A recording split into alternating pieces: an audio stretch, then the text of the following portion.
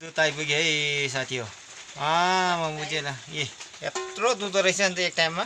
नमस्कार सेवने and good evening. म Sachin Rai, Mayas entertainment the natural ब्लगबाट आज म तपाईँहरूलाई मेरो नानीको लागि आधी लिटर दुध ठिका गरेको छु र दुध ठिका लिनु गएकै नै ब्लगहरू बनाएर सेयर गर्दैछु। अनि मेरो भ्युवर्स अनि सब्सक्राइबरहरूलाई पनि धेरै धेरै धन्यवाद। तपाईँहरूले हेरिदिनुहुन्छ अनि सब्सक्राइब लाइक गरिदिनुहुन्छ। यसरी नै सब्सक्राइब लाइक गरिदिँदै जानुहोस्। म आज दुध लिन जाँदैछु। गरेको छ बाटो यस्तै छ, किराहरू कराउँदैछ हेर्नुहोस् है। पानी आउनु लागेको छ, बादल लागिरहेछ पुरै। छाता नलिआए पानी आउँछ क्या हौ। छाता बोकेर पनि छोडिराखेको है। सानो गाउँ, सुन्दर ठाउँ यस्तै छ, हेरिहाल्नुहोस्। यी धुम्मा लागेर हेर्नुहोस् त। अब पानी बर्सिनै रहेछ क्या हो, केही देख्दैन। यहाँ नभए त यहाँबाट मजाले डाँडा पारेको भ्यूहरू देख्ने थियो। अब चाहिँ म दुध लिने घर आइपुगेँ।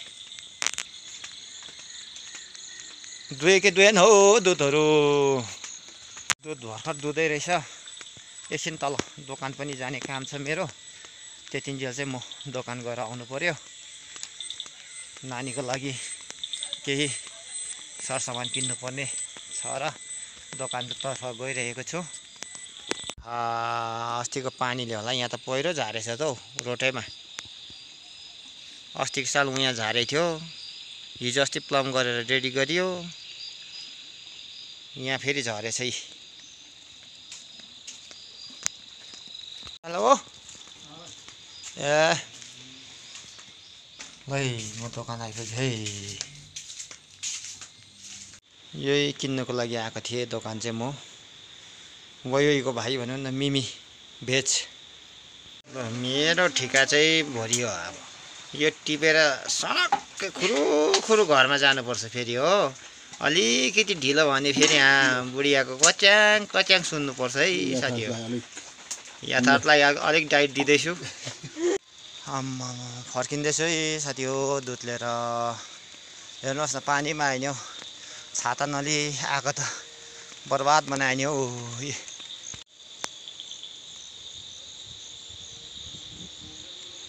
ए साथी हो, म घर आइपुगेँ है। अब सट्टै यहाँ यसै पर्खिरहेछ नानीको दुध।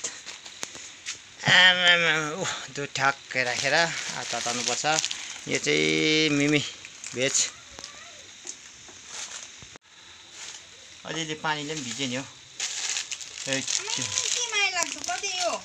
6 रुपियाँ एउटा। धन्यवाद दर्शकवृन्दलाई। फेरि पनि सेवने साथै गुड इभिनिङ।